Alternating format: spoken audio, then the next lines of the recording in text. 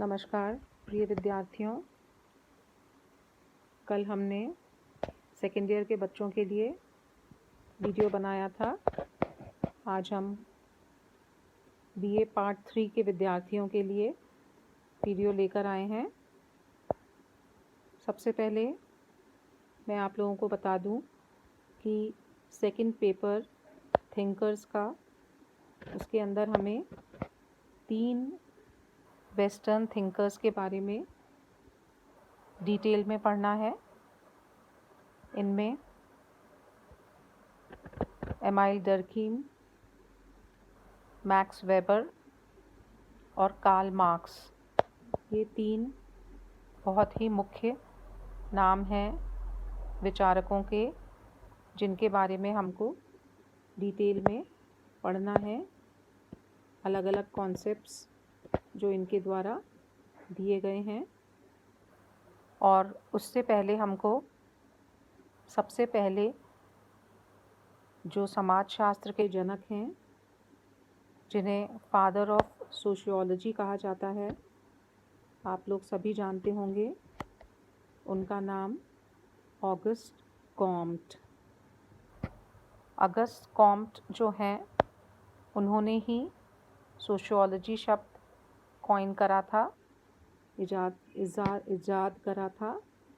और पहले ये सोशल फिज़िक्स के नाम से जाना जाता था, जिसे बाद में बदलकर सोशियोलॉजी रखा गया। ऑगस्ट कॉम्ट ने पॉजिटिविज़्म, इसकी थ्योरी को बहुत ही डिटेल में समझाया, क्योंकि वो मानते थे कि समाजशास्त्र जो है वो एक वैज्ञानिक अध्ययन है। It is a scientific study. और उसी के लिए उन्होंने मेन अपना जो एम्फेसिस रखा वो साइंटिफिक स्टडी ऑफ सोशियोलॉजी पर रखा। तो पॉजिटिविज़्म की ऑगस्ट कॉम्ट ने बात की। इसके साथ ही साथ ऑगस्ट कॉम्ट ने हायरार्की ऑफ साइंसेस, हायरार्की आप लोग सब जानते होंगे, जिस तरह से सीढ़ी होती है, एक लैडर होता है, उसके अंदर अलग अलग ऊपर नीचे अलग अलग उसकी ब्रांचेस होती हैं या अलग अलग उसकी स्टेजेस होती हैं।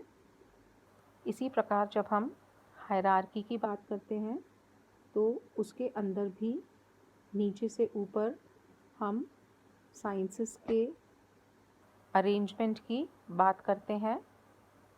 और ये अरेंजमेंट ऑफ साइंसेस जो है, it is in increasing order of complexity.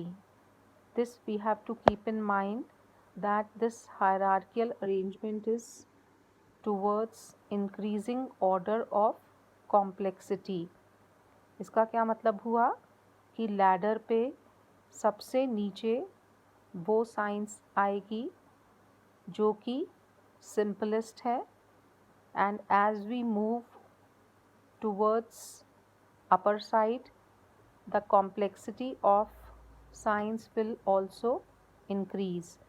तो इस लैडर में ऑगस्ट कॉम्ट ने सोशियोलॉजी को ऊपर रखा, अर्थात कॉम्प्लेक्सिटी की जब हम बात करते हैं तो उन्होंने माना कि it is very complex, it is not easy. तो हायरार्की ऑफ साइंसेस को उन्होंने इस तरीके से बताने की कोशिश की।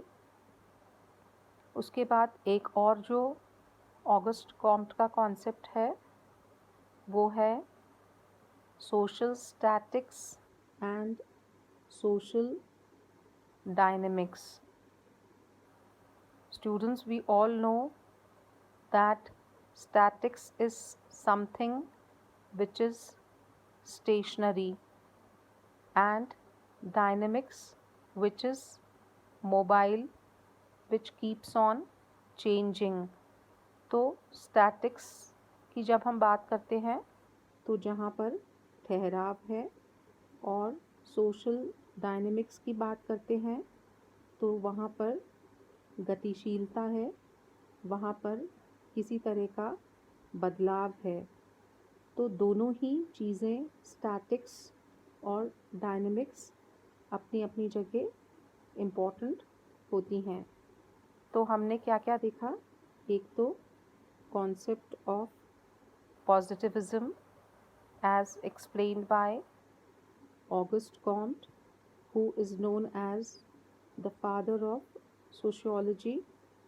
After positivism, hierarchy of sciences and the concept of social statics and dynamics.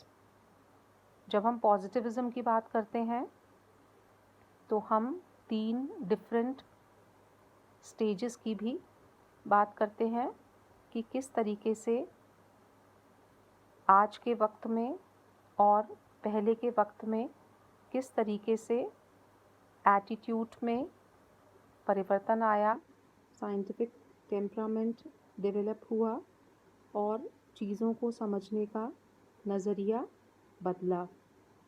तो इसका जो बदलाव है, इसका जो चेंज है, वो एक पॉजिटिविज्म का इम्पॉर्टेंट पॉइंट है।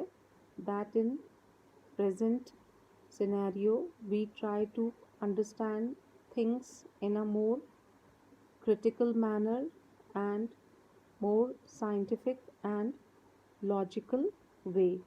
So these are the main concepts which are given by Auguste Comte.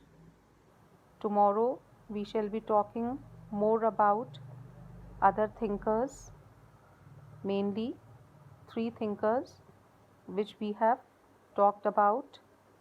Once again, I repeat their names: Max Weber, Karl Marx, and Emile Durkheim. And dear students, this is to remind you once again that this is the COVID time. You have to take care of yourself. You have to take care of your families and society, and please follow all the protocol. Wear your mask properly. Do not step out unnecessarily.